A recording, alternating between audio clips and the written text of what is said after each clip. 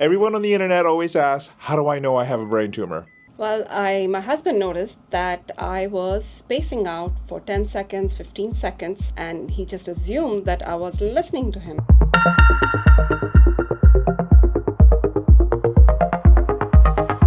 Hello, this is Dr. Lee. Welcome back.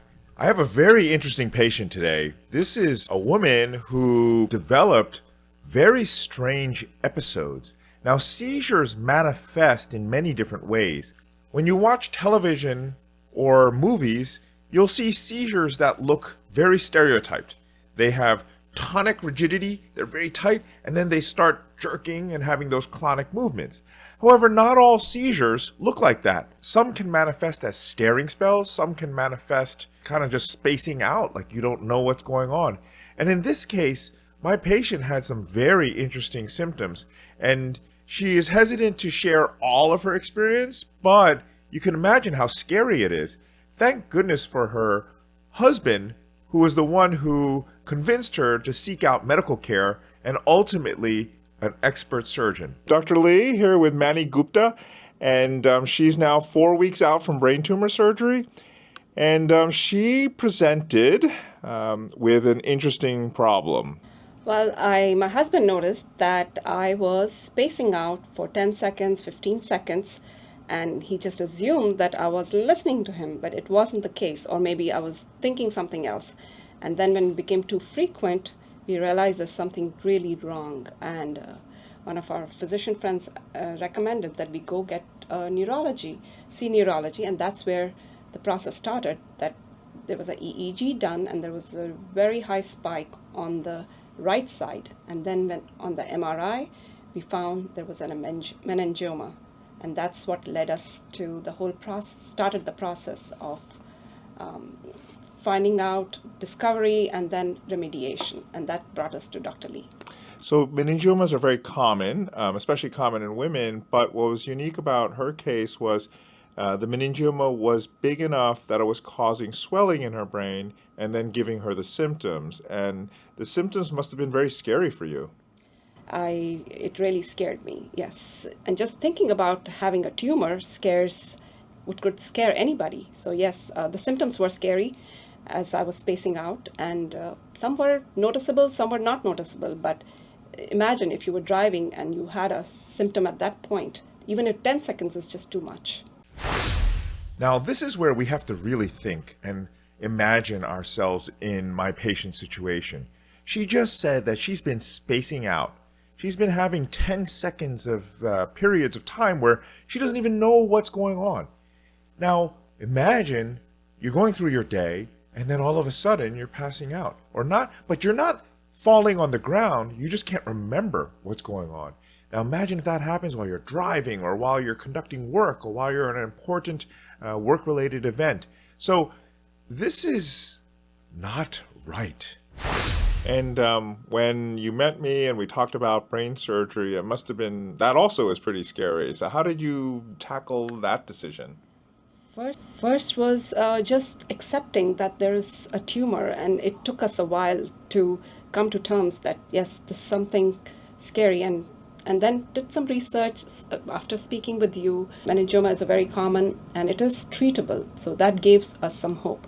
It took us some time to chart out a course of action, and once we got to know about you, Dr. Lee, that you are one of the best surgeons, it was a no-brainer. Okay, everybody, this is where I ask you to link and to subscribe. I have a full-time job. I see patients, I operate, and I'm spending an incredible amount of time having fun interviewing, video editing, and taking videos in the operating room. But for me to continue, I need your help. Can you please do your part and just link, subscribe, and watch videos? Thank you so much. And then, what was your recovery like after the surgery? I started preparing for my surgery. I improved my diet. We started eating well, more vegetables, fruits, and lean proteins. I started exercising, started doing my strength training because I wasn't sure how long I would be in bed, and I didn't want to lose any muscle mass. So I started my strength training earlier on. And I think that really helped me with my recovery process. And 2 weeks I was, in fact, right when I was discharged, I wasn't in a wheelchair. I walked out to my car, and that was my hope, that I would walk to my car and walk back home. I could do up and down the steps. And then 2 weeks, when I last met you, I walked into the hospital for my appointment. I'm very impressed with my patient. Although she had a little trouble deciding to proceed with the surgery, when she finally did, she was preparing for it. She started doing exercises, she was mentally and physically preparing for it, she was preparing her diet. I think this is fantastic. And let me show you a clip of when I saw her 2 weeks after surgery. Just happened to see her in the waiting area. Hello, I just happened to run into my patient who's now 2 weeks out from brain tumor surgery. And tell us your name. Mani Dasgupta. And how do you feel? I feel awesome. Oh, wonderful. And I feel like a new person. That's great. That's Yes, great. like Sheldon Cooper in Big Bang Theory, they say, "Oh, I'm not crazy. My mom got me checked." It's the same way. My husband got me checked, and I came to the best team. That's great.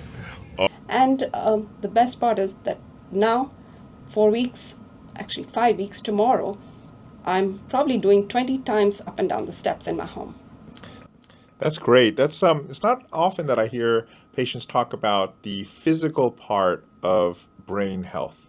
So this is an interesting thing, and I agree with you that our brain health is not just thinking or cognition. There is also movement. And so when you move your body, you prepare your brain also for recovery. And so I think that's a fascinating approach you took. What do you look forward to most now that you're free of this tumor? Travel. I would love to go to places. There are such beautiful countries, beautiful cultures. I want to go explore.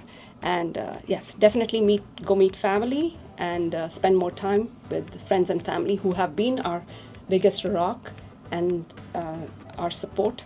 And very thankful for that. Great. And I would love for you to show your hat to the camera because it is such a very good hat. So very wonderful.